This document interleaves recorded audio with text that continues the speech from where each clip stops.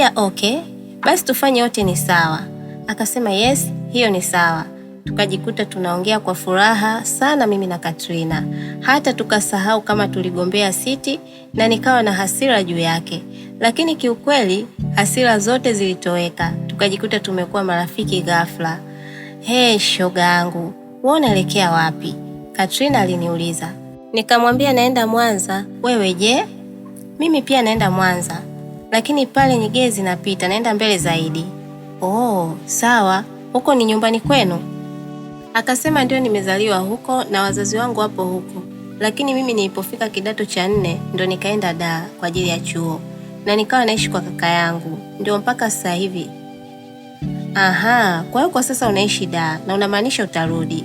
Akasema ndiyo, naenda matembezi tu, naenda kusalimia wazazi na nitapumzika siku kadhaa, maana tayari nimemaliza chuo. Vipi kuhusu wewe? Unaenda kwa nani? Aliniuliza. Nikamwambia mimi naenda kikazi. Katrina akanipa pongezi, akasema hongera sana kama umepata kazi, maana mimi mwenzio nimesoma lakini kupata kazi imekuwa ni changamoto kubwa sana. Hapa nawaza tu labda nikirudi nijishikize na biashara nikiwa nasubiri ajira. Katrina akaniambia fani ambayo amesomea. Nilimpongeza kwa fani yake, lakini pia akaniuliza mimi nina fani gani. Nikamwambia kiukweli sina fani yoyote, ila napenda sana masuala ya kupika. Akasema wow, pengine hiyo ndio fani yako Priana. Sasa kwa nini tusifungue mgahawa? Labda tupange kufungua mgahawa. Labda, lakini mimi sina mtaji kabisa, ndio sababu naenda huku kikazi. Pengine naweza kupata mtaji, nilimwambia Priana. Akasema aha, hakuna shida Priana. Mimi nadhani tukipanga tunaweza kufanya jambo. Kuhusu swala la mtaji niachie mimi. Muhimu ni kupanga tu kama inawezekana kushia biashara mimi na wewe. Halafu tutakuwa tunagawana faida. Katrina alinipa wazo zuri sana, nilifurahi sana kwa wazo hilo. Lakini pia akanieleza mengi mno kuhusu maisha yake. Akanisimulia maisha anayoishi kwa kaka yake. Akaniambia kwamba wifi yake amekuwa akimfanyia visa mara kwa mara na hata kumsingizia mambo ambayo hajawahi kuyafanya, na imekuwa kwake ni changamoto kubwa sana kuendelea kuishi kwa kaka yake. Katrina akasema, nafikiria nikirudi nianze maisha yangu binafsi, hata kwa kupanga chumba cha bei rahisi.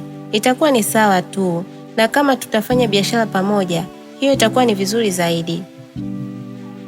Nilimpa pole kwa maisha ambayo anaishi kwa kaka yake na nikamwambia nipo tayari tufanye biashara pamoja. Sasa baada ya kuongea mengi sana, ndipo akaniuliza, kwani huku unaenda kufanya kazi gani? Katrina aliniuliza huku akinitazama usoni, na mimi nikamwambia ukweli, wala sikumficha. Naenda kufanya kazi katika supermarket mpya ambayo imefunguliwa Mwanza. Katrina alishangaa, supermarket mpya? Mbona mimi ni mwenyeji Mwanza na sijasikia kuhusu supermarket mpya? Katrina aliniuliza kwa mshangao. Nikamwambia sijui kwa nini wewe hujasikia, lakini mimi ndio hivyo, naenda kufanya kazi kwenye hiyo supermarket. Ni nani ambaye amekuunganisha kwenye hiyo supermarket? Katrina bado alikuwa na mshangao mkubwa sana. Ilibidi nimwambie ukweli wote kwamba mimi nina mawasiliano na msanii Mbosso na huyo ndio mmiliki wa hiyo supermarket, na nimeona tangazo ambalo Mbosso ameposti Facebook. Kwao nikamuomba nafasi, ndio ameniunganisha na meneja wake. Nilipomwambia kuwa nina mawasiliano na Mbosso na kwamba yeye ndio mmiliki wa hiyo supermarket, hapo Katrina ndo akashangaa zaidi. Akasema hebu nionyeshe hilo tangazo, tuone na hiyo supermarket. Basi mimi nikaingia Facebook, nikamuonesha tangazo Katrina. Katrina akasema, ngoja kwanza tujaribu kugoogle hii supermarket, tuone kama tutaipata Mwanza.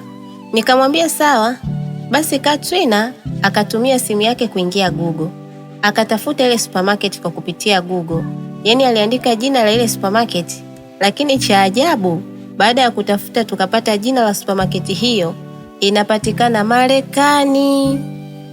Yaani kwa Tanzania wala hakuna hiyo supermarket. Jamani, nilishangaa sana. Nikamwambia Katrina, labda inawezekana haipatikani Google, maana msanii mkubwa kama yule